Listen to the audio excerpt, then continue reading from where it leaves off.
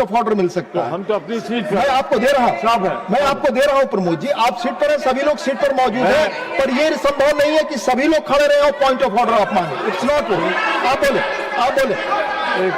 माननीय प्रमोद जी, आप बोले। बहुत ही विनम्रता से आपको अनुरोध करना चाहता हूँ। रूल नंबर ये विषय गृह से संबंधित है। गृह मंत्री आए, ये जवाब माननीय संतोष कुमार पी, माननीय Santosh, speak on the subject. Sir, speak on the subject. Sir, yes. We all know that who is insulting the national order. Please. It is the No. who is interested in speaking. You are not interested in speaking. Shri Ramdas Bandhu Athwale, Ramdas Athwale ji. She has completed her speech. She has completed. No. She has completed. She will get another time. She will get another. You will get another time. Please. Please. You have concluded your speech ना? ये वंदे मातरम का जो bill है, नहीं, एक minute बोल लेने दें। माननीय अठावले जी, जाओ माननीय अठावले जी, प्लीज। माननीय अठावले जी, जाइए। नहीं, please speak on the subject. जाओ माननीय अठावले जी, स्पीक ऑन द सब्जेक्ट। जाओ माननीय अठावले जी, the thing will go on record. Mr. Athawale, please speak on the subject, that will only go on record. Please बोलिए। हाँ, तो सर ये मतलब मैं बताना चाहता हूँ कि बिल पास हो रहा है वंदे मातरम, बिल पास हो रहा है वंदे मातरम, लेकिन इस सामने वालों को नहीं है शर्म। संसदीय कांग्रेस शब्द का इस्तेमाल सामना करें। करने के लिए मजबूत है हम, कांग्रेस का सामना करने के लिए मजबूत है हम, और नरेंद्र मोदी और अमित शाह में बहुत है दम। तो वंदे मातरम का नारा देकर भारत को जब आजादी मिली थी, अंग्रेज यहाँ 150 साल रहे थे, और अंग्रेजों को यहाँ से हटाने के लिए, यहाँ से यूके भगाने के लिए यह बहुत बड़ा आंदोलन चला था। गांव-गांव में लोग एक साथ आते थे, वंदे मातरम का नारा देकर लोग आगे बढ़ते थे, और अंग्रेजों को लगा कि अभी अपने को भारत छोड़ना पड़ेगा। और महात्मा गांधी जी के नेतृत्व में महात्मा गांधी जी के नेतृत्व में मतलब 1942 में भारत छोड़ो का आंदोलन शुरू हुआ था, और उसमें अनेक गांव के लोग सम्मिलित हुए थे। मैं जिस महाराष्ट्र से आता हूँ, इस महाराष्ट्र में बहुत बड़ा आंदोलन हुआ था।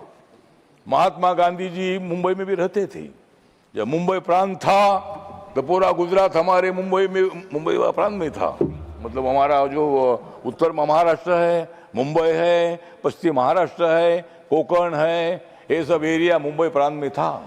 और नागपुर हमारी मध्य भारत की राजधानी थी, मध्य भारत की राजधानी थी। वहाँ हिंदी भी बोलते थे, मराठी भी बोलते थे, लेकिन वहाँ नागपुर में मतलब वहाँ मध्य प्रांत की राजधानी थी ना नागपुर, तो मराठी बोलने वाले लोग एक साथ आए, और हम सब लोग भारत के लिए, भारत की आज़ादी के लिए हमारा आंदोलन चलता रहा था।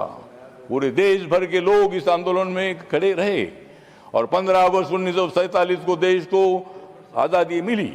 वंदे मातरम का नारा जगह जगह पर दिया जाता था। वंदे मातरम का नारा गांव में हो, शहर हो, हर जगह पर ही नारा दिया जाता था, क्योंकि तब होता था वंदे मातरम का नारा, तब दिया जाता था वंदे मातरम का नारा, और जाग जाता था भारत सारा। और आज मैं बताना चाहता हूं कि नरेंद्र मोदी जी है इस देश में चमकने वाला तारा। नरेंद्र मोदी जी इस देश में चमकने वाला तारा, अरे सामने वालों को बजा देंगे हम बारा। तो इसीलिए हम सब लोग, मेरी जो रिपब्लिकन पार्टी ऑफ इंडिया है, बाबा साहब अम्बेडकर जी की पार्टी है, बाबा साहब अम्बेडकर जी का भी आज़ादी के आंदोलन में योगदान रहा है, देश का संविधान लिखने में बड़ा उनका सहयोग रहा है। और बाबा साहब अम्बेडकर जी ने लोकतंत्र दिया है, संविधान दिया है, लेकिन ये संविधान की धज्जियां उड़ा रहे हैं। ये संविधान ने जो कानून बनाए हैं, इस कानून की धज्जियां उड़ाने का काम ये लोग कर रहे हैं, और इसीलिए ऐसे लोगों का विरोध करने के लिए मैं उनको छोड़कर मैं इधर आया हूँ। और इसीलिए मतलब हाँ, जो मेरी रिपब्लिकन पार्टी है ये हमारी बीजेपी के साथ है, एनडीए में है, और हम भारत को मजबूत करने के लिए हम ये वंदे मातरम का जो अपना बिल है, ये बिल आज इस हाउस में आया है, लेकिन ये लोग भाग रहे हैं और हम जाग रहे हैं। conclude करें। इसलिए मतलब ऐसे लोगों का विरोध करने के लिए हम लोग खड़े हैं। तो इसीलिए मैं ज्यादा conclude वक्त ना लेते हुए आप मेरे रिपब्लिकन पार्टी ऑफ इंडिया की तरफ से इस बिल का मैं समर्थन करता हूँ। धन्यवाद। आज मेरा बहुत ही धन्यवाद। खुश है मन, धन्यवाद। आज मेरा बहुत ही खुश है मन, क्योंकि मेरी पार्टी कर रही है वंदे मातरम बिल का समर्थन। धन्यवाद। जय भीम, जय धन्यवाद। भारत। श्रीमती सुलता देव जी, श्रीमती सुलता देव।